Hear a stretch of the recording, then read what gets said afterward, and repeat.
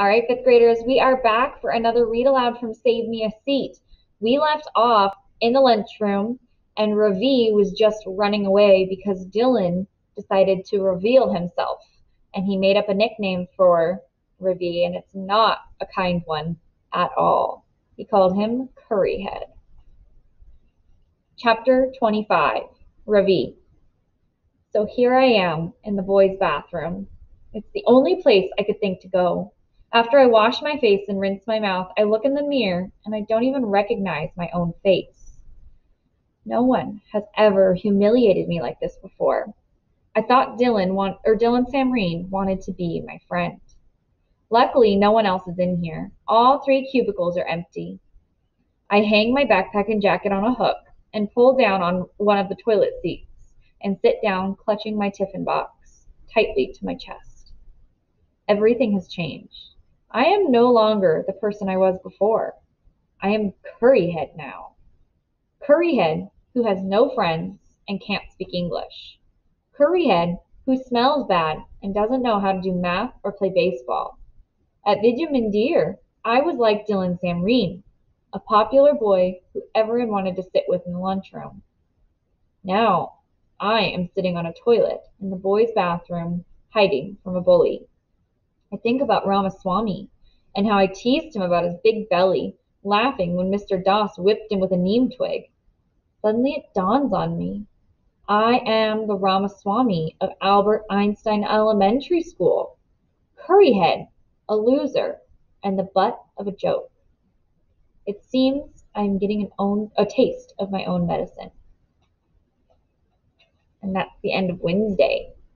So what Ravi just did there was some self-reflecting, right? He reflected and he thought, uh-oh, maybe I haven't been that fair to people around me either. All right, it is now Thursday, macaroni and cheese day. Sounds like a good day to me. Chapter 26, Joe. Mia is hogging the bed, so I sleep crooked and wake up with a crick in my neck. Sunshine is leaking in under the bottom of the window shade and hitting me smack in the face. That's weird. It's usually still dark when I get up for school. I roll over and look at the clock. It's 10:45. Holy smokes!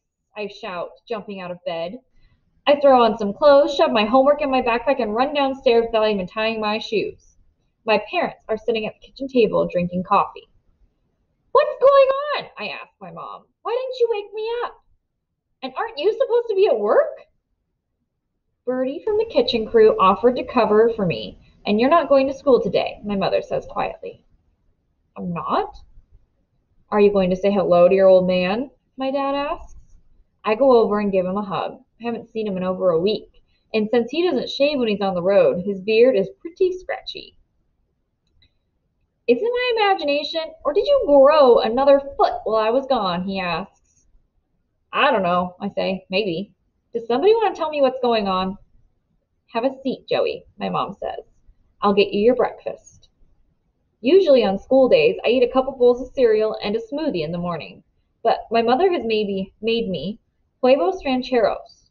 She and my dad have already eaten, so she loads up a plate with fried eggs and corn tortillas covered in salsa and sets it on the table in front of me. Sprinkle a little of this on top, she says, setting a small glass dish of chopped up green stuff next to me.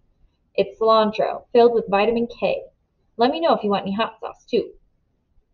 Huevos rancheros is one of my favorites, but for the second time this week, I've lost my appetite.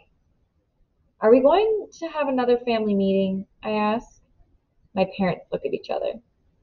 Your mom and I do need to talk to you, Joe, my father says. Sounds like a family meeting to me, I think. What do we need to talk about? I ask, even though I'm pretty sure I already know. My father turns to my mother. What's the boy's name again? He asks. Dylan, she says. Dylan Samreen. Here we go. What kind of name is Samreen? My father asks. He's Indian, I say. What's the problem with you, Joe? I shrug. Have you ever tried sitting down with Dylan and telling him how you feel? My mother asks. Come on, Gracie, my father says, shaking his head. Don't you know you can't talk to people like that? It doesn't work. What are you suggesting, Kirk? That he punch the boy in the nose, says my mother. It would serve him right. These people come over here expecting to have it all. They ought to show some respect. What people? I ask. Immigrants, my father says. They're visitors in this country. Who do they think they are pushing us around? Dylan's not a visitor, Dad. He was born here. His dad's a doctor. You're missing the point, Joe, my father says. The point is, you have to man up and fight back. Lower your voice, Kirk, my mother says. There you go again, Grace. Stop babying him or he'll never learn to stand on his own 2 feet. I know how to stand on my own 2 feet, I say. I do it every day. You just don't know about it. You wouldn't even know who Dylan Samreen was if Mom hadn't taken the job at Einstein. We've been over this already, she says. I didn't have a choice. I needed the work. You promised me you'd stay out of my business, Mom. You crossed your heart and promised. Mia whimpers. She can't stand it when I get upset. I reach down and I pat her head. Your well-being is my business, too, my mother says. Great. Now she's crying. How long has this Samreen boy been bothering you? My father asks. I shrug. Why didn't you say anything about it? My mother asks. I can handle it, I say. I'm going to call and speak to your principal right now, my father says, reaching for the phone. If you're not going to stand up to that bully yourself, I'll do it for you. No, I shout, banging my fist on the table. No, no, no. You want me to talk about my feelings? You want me to stand up for myself? Fine, here it goes. I hate that Mom works at my school now. I hate that she keeps breaking her promises and butting into my business.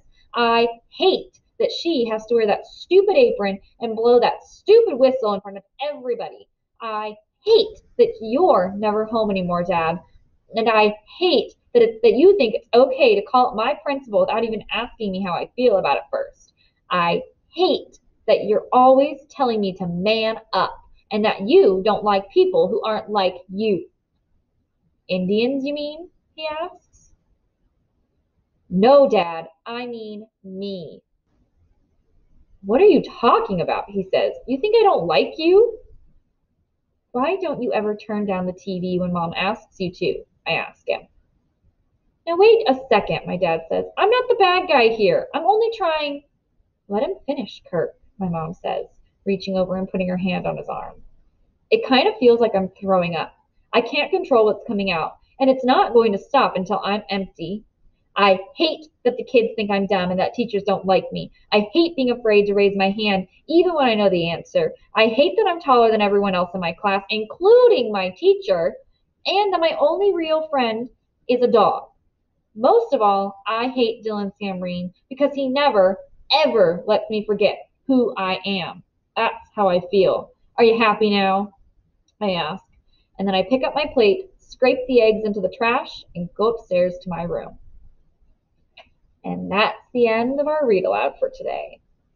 So I think we learned a lot about Joe. Go ahead and go complete your reflection in Google Forms about the last 2 chapters we just read.